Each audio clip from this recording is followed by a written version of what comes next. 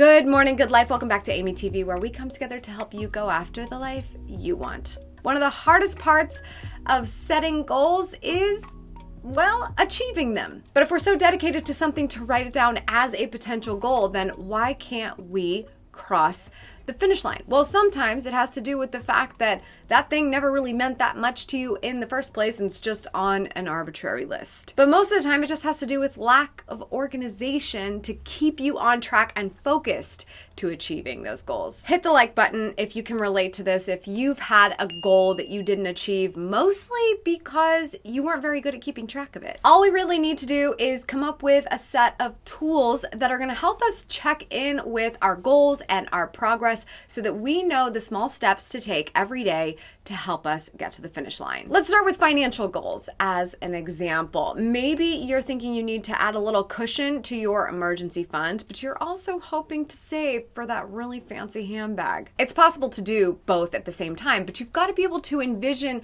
that success and also have a space that keeps you on track and makes you feel confident about how you're managing your finances to put yourself in a good situation for both to happen. One really great example of this is the partner of this episode of AmyTV, and that's our friends at N26. N26 is dedicated to giving you confidence when it comes to your personal finances. And I can't think of a better word that is more important for us to improve when it comes to managing our money. You can completely manage your account from your smartphone, and you can even start making mobile payments before the physical card arrives. They're 100% mobile, so you can actually start an account right now in just a few minutes from your phone. Here is why I like them so much. N26 has this amazing feature in your account called Spaces. So when you're saving up or allocating funds for different things, you can put them in their own spaces. So you might have one called your emergency fund, and you might have another one called fancy handbag I want. Then every time you deposit money into your account, you can move a percentage or whatever rate you want to save on a monthly basis to each of those spaces so that you can see the amount that you're saving up for those items accrue. No interest will be paid and there's no hidden fees, so you just get the luxury of being able to divide up your money however you see fit. By the way, the interface on both the app and on desktop in the browser are so beautiful. You'll actually have a lot of fun moving your money around. This is actually my nerdy favorite thing to do twice a month when I start divvying up my money, and N26 actually makes it visually pleasing. Check out the link in the description to sign up for your account with N26 so you can start saving for your financial goals in a super organized and gorgeous way.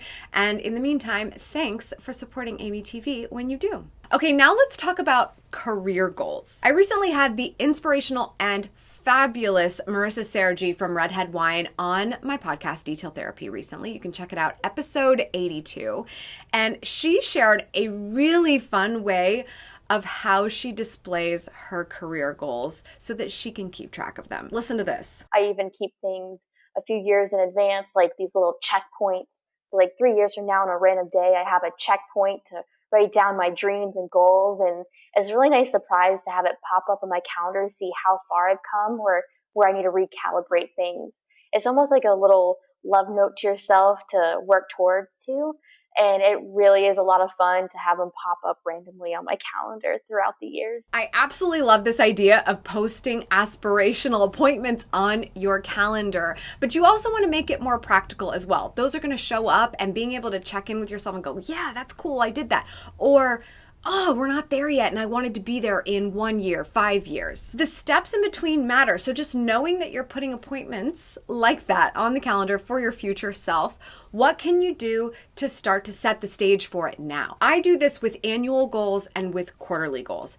I know what I'm doing on an annual basis based on what the big picture is, and so I will write those out. And then from there, you just keep reverse engineering. If something needs to be done by the end of 2020, what are you going to check in on every quarter to get yourself there? Can you break it down into 4 steps? Can you break it down into 25% and then 50 and then 75 to get to 100 by the end of the year? The more practical that you make the things that are aspirational, the better. So that even if you don't get to be on the cover of Forbes someday, you still did a whole lot of stuff in between that helped you get there and probably achieved a lot of other progress in your career. There are so many things that I wanted for myself 10 years ago when I was first getting started that I never would have been prepared for at the time. But wanting it badly enough helped me reach for it. And even if I didn't end up getting those things because I was like, oh, that doesn't even matter to me that much, or I thought of something better, ideally those things have happened or are more likely to happen as I've progressed. Everything comes down to the reverse engineering of where you want to be. If you don't know what building you're putting your ladder on, when you get to the top of it, it's not going to be that fulfilling. Know what you want. So the annual goals are in a list in my bullet journal. I write the quarterly goals based on what the annual goals are, 4 baby steps throughout the year. And then I have a review of whether or not I achieved quarterly goals at the end of every quarter, so I can write the next quarters. And in order to make sure I get to those checkpoints, I review quarterly goals on a weekly basis during weekly reflection. That's my reverse engineering. That has been what works for me. It doesn't mean I achieve every single one of my goals, but I do my best to make sure that if I don't track them, if you don't track something, it's much less likely to happen. So as long as I'm staring the goals in the face of what I want to see happen, I'm much more likely to get creative about how we can do it. All right, let's talk about personal connections. I actually think one of the biggest goals that you can have is to have meaningful relationships in your life. The way that I track these goals kind of runs the gamut. Some of them play a role in my annual goals list in my bullet journal, so I kind of already went over that. But on the day-to-day, sometimes I just get caught up in this hamster wheel of I'm always working on a lot of goals. So I don't want to forget to talk to the people that are really important to me. I will actually use an app. I promise it's the weirdest, but I do. I use an app that is meant to be a habit tracker, and I just put people's names in it. And the people that I really care about, that I have to actively try to have a good relationship with because it is on me and all of it is on me. I can say that other people aren't trying enough, but it's a two-way street. I put the people I need to touch base with in that habit tracker so that I know that there's not a period of time that passes by without me saying, hey, how are you? What can I do for you? I love you, Mom, right? Mom, I'm sorry, you're in my habit tracker. Get over it, okay? But it can just be easy to get caught up. And then that's how you end up with relationships that suck and your best friend becomes distant somehow because life got away from us, and we don't want that. So if we don't want that, we have to work at it every single day. There's also just broader connections, right? Acquaintances. I have lists of people in my bullet journal. I just love my bullet journal. I keep track of everything there. Every time I think, man, we haven't seen them in a while, I write that down. I write them down and I say, okay, let's get a dinner on the calendar with these people. Because if I just let that moment escape my mind, it's going to fly away and it's going to become a longer period of time when I've seen those people again. There's not a lot of metrics when it comes to personal connections, which is why tracking them can be easier. It can also feel really black and white and dry and ugly and not loving, but the reality is it's way worse if you lose touch. So just doing whatever you can to say, when was the last time I checked in on my sister? I think I should do that today. That's a healthy conversation to have with yourself because you're getting outside of you.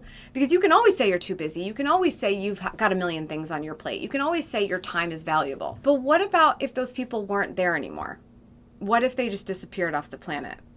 Happens every day, every minute. Would you be sad that you didn't check in? So tracking personal connections usually is just a system that works best for you. It's more realizing that it's probably more necessary than you anticipated. These are just a couple of ways to easily track your goals, but the bottom line is that goals do not happen if there is not a timeline and a tracking system. So if you're taking something seriously, whether it's getting your finances in order or having better relationships and everything else in between, how can you just come up with something very simple? It doesn't have to be extravagant. It doesn't have to be an Excel spreadsheet.